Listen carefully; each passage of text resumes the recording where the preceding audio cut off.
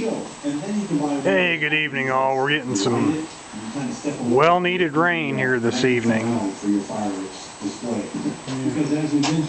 Yeah, I got to think about Buddy Ed. He's still thinking about putting this blower on that 440. And I keep forgetting about that Canadian exchange rate between the U.S. and Canada. You know, something for me will cost $600, and in Canada it's like $1,000. You know, and man, that adds up quick. I keep forgetting about that. Sorry about that, man. And they have great selections and great prices. And I've seen this done before, I think in some videos where guys made their own plenum base plate for a 671 blower, and they just went right on top of the carburetor. And this is a big block Chevy intake. I think this is the last remaining piece I have in my 67 Super Sport Chevelle, so I'm hanging on to that for the old memories. Buddy Danny's got it though. He's doing a frame off restoration on it, and I'm happy he's got it. He's happy and I'm happy. Anyhow, back to the subject. This was an adapter we would have to put on these intakes if we wanted to go from spread bore to square flange. You know, I'd always put 750 Hollies on them. If I was going to try to fabricate this adapter for the blower, I would start with something like this. Because the main thing you got to do, you got to get clearance like up above, just like our distributors in the back. If 440 is over to the side, that's probably not an issue. Distributor's the issue on my 302. We're really tight on it, but you got to get it up above that stuff. And thank you for listening to WRZR. Once again, congratulations. Stay away from those accessories. And the other thing is, you want to start out level. You want to be this surface would need to be parallel with an imaginary, let's say the table, let's imagine the table is the crankshaft. So our table is level, and let's use these two bolt bosses there. See, they're level. Okay, let's call that the crank. That's the imaginary crankshaft. All right, we come up here on a carburetor. That's leaning forward real hard. They do on those Chevys. I don't know if they do as hard on the Mopars or not. Okay, now I'm level. There's every bit of 3/8 of an inch under that level. So I'd want to come in here and I'd want to machine on that something. Can't draw straight, you get the idea. You'd want to machine that to where now he's level. Now you're ready to start building on top. You'd build your plenum box. And then I've got a mock-up here of a plenum box. Courtesy of Agco Parts.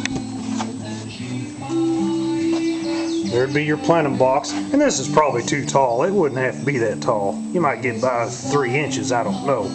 That's just something you gotta figure out on his own. But this is probably 6 inches tall. It would work. And there's your intake. There's your bolts locations, and here's your cutouts for your blower. And I don't know, this could probably be built out of, if he's building out of steel, I'd probably build it out of 3/16 probably would be plenty. 1/4 inch might be overkill. And then there's all kinds of see, I wouldn't trust just that.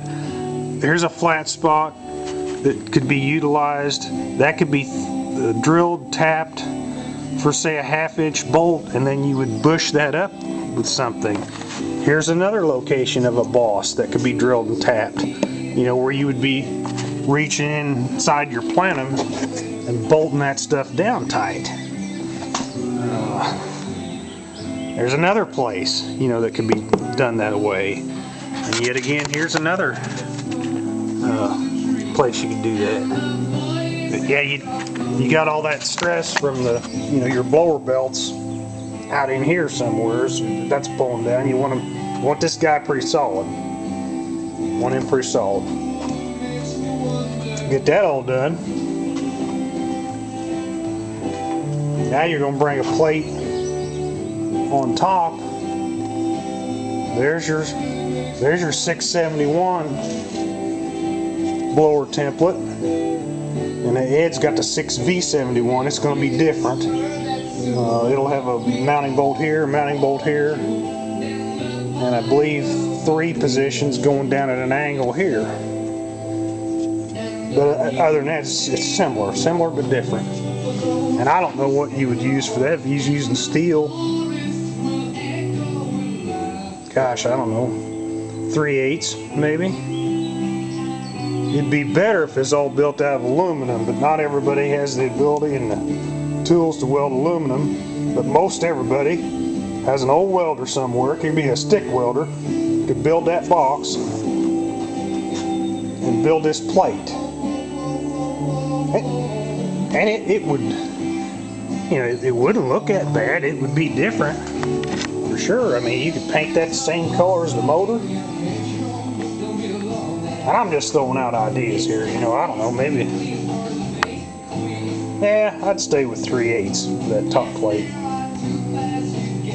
And this would have to be true. You know, you'd want him good and flat wherever that blower mounts on. You don't want no twist in it. Kicking out some ideas there for a homemade blower adapter.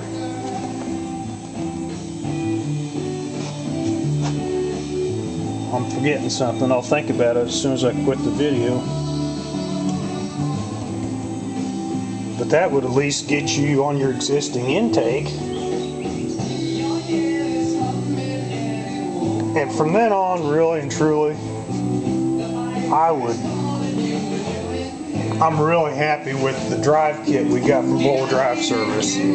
My cost on that was $1,250. That came with the belt, all the pulleys, your drive kit up to this housing, and it came with the V-belt pulleys and also your crank. They call that a crank hub. It is not a harmonic balancer. That is a solid chunk of steel. You don't need a harmonic balancer when you got blower belt. It takes care of all that. I think I would bite the bullet even with the Canadian Exchange, and I'd use their drive kit, because there's no way I could. I mean, a guy could fabricate this stuff, and I've seen guys even use V pulleys right here. They have like 3 V belts, but I don't care for that. You want that cog belt. But I'd bite the bullet on that drive kit for sure. I'm pretty happy with that. There's just a multitude. You know, once you get your blower position figured out, there's a multitude of these different lengths. And these are all shims here to get lined up perfect with your crank, you know, this way, lineal, I should say. And man, they've done an excellent job doing that. I think it's just perfect. Those are just some of my thoughts for what it's worth. I don't see why it wouldn't work. I mean, that's what old school hot rodding is anyhow. I mean, hell, 60, 70 years ago when the guys first started doing this stuff, There wasn't no Edelbrock or Wyand or Holly or, you know, making all this aftermarket stuff. Those guys are building their own. That's what the old school hot rodding is. You're building your own stuff with what you got laying out back and with what tools you got.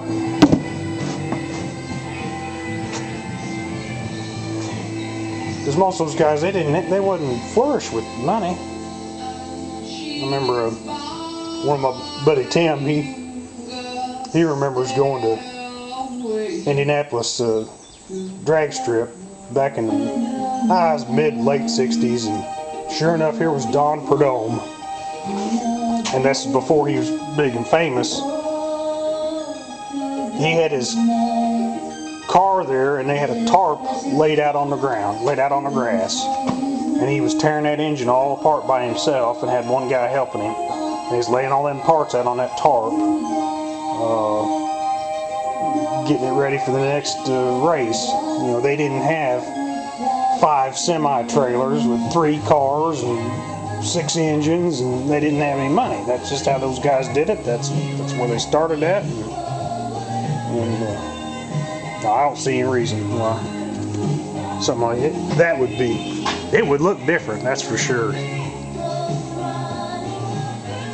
It would look different.